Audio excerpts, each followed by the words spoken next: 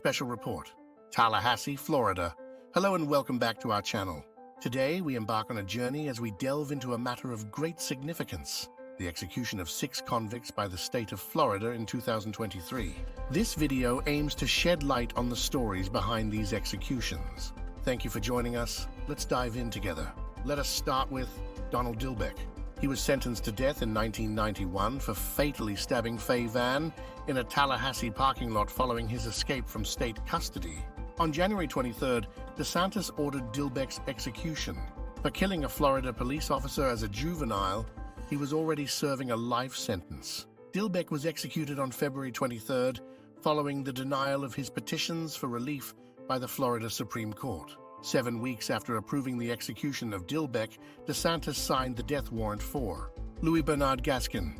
Gasin was sentenced to death row in 1991 after being convicted of first-degree murder for murdering Georgette and Robert Sturmfels in Flagler County in a random attack while wearing an all-black suit, earning him the moniker Ninja Killer. His execution was set for April 12th at Rayford State Prison. Then, on April 3rd, DeSantis issued a third death warrant, this time for 56-year-old Darrell B. Barwick. Barwick, who was pronounced deceased at 6:14 p.m. Wednesday, May 5th, a lethal injection was administered at Florida State Prison. In 1986, the 56-year-old was convicted of first-degree murder for stabbing a 24-year-old woman 37 times. He was sentenced to death. Earlier in the day, the U.S. Supreme Court denied his final appeal for a stay of execution. Next, Dwayne Owen. According to the Office of Governor Ron DeSantis, Owen was pronounced deceased at 6:14 p.m. on Thursday, June 15th, following a lethal injection at Florida State Prison. Owen, one of Florida's longest-held death row inmates, was 23 years old at the time of the assaults and 62 years old at the time of his execution. Owen was sentenced to death for the rape and fatal stabbing of Karen Slattery, 14, on March 24, 1984, and for the rape and fatal hammer attack on Georgiana Warden, 38, 2 months later. Both murders took place in Palm Beach County. According to authorities, Owen attacked 2 other women who survived in Palm Beach County. All 4 attacks happened right before Owens turned 23. The 5th person to be put to death in the state this year is James Philip Barnes. Barnes, 61, was executed by lethal injection at 6:13 p.m. on August 3rd at Florida State Prison in Stark. Governor Ron DeSantis signed the con's execution warrant in June after he dropped all of his legal appeals and stated that he was ready to accept his fate after 16 years on death row.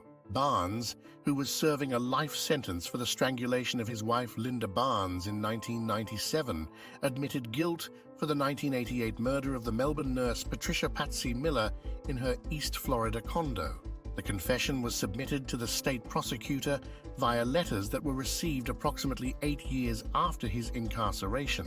Following the discovery of DNA evidence linking him to the murder, he was ultimately sentenced to death by a jury in 2007, and he entered a guilty plea. Finally, the last person executed by the state of Florida in 2023 was Michael Dwayne Zack III. Zack, 54, met with Ann Kristen, his first wife. October 3rd at 6:14 p.m., he was executed via lethal injection after declining a final meal and consulting with his spiritual advisor.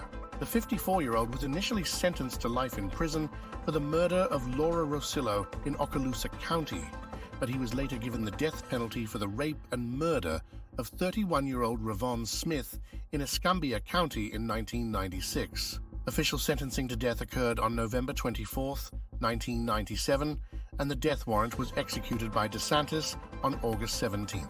He picked Rosillo up at a bar and drove her to the beach to use drugs. Then, according to court papers, he hit her, raped her, and left her there half naked. He met his second victim, Ravon Smith, in a bar as well. Court papers show that he beat her, sexually assaulted her, and stabbed her after breaking into her home. The 2 crimes happened within 9 days of each other. He challenged his life sentence to the Florida Supreme Court, claiming intellectual disability as a result of fetal alcohol syndrome, low cognitive abilities, and PTSD. His appeal was rejected by the court.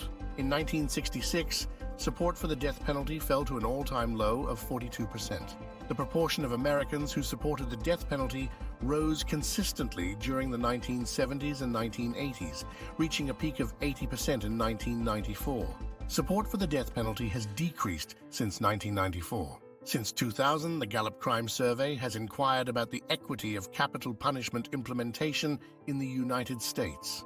A greater proportion of Americans, 50% than 47%, for the first time, believe the death penalty is applied unjustly, according to a survey conducted in October 2023. In conclusion, the issue of the death penalty in Florida is a complex and deeply debated topic. Whether one advocates for its abolition or supports its continued use, it is crucial to engage in informed discussions that consider the multiple perspectives and implications that surround the controversial practice of capital punishment. Follow us for more news.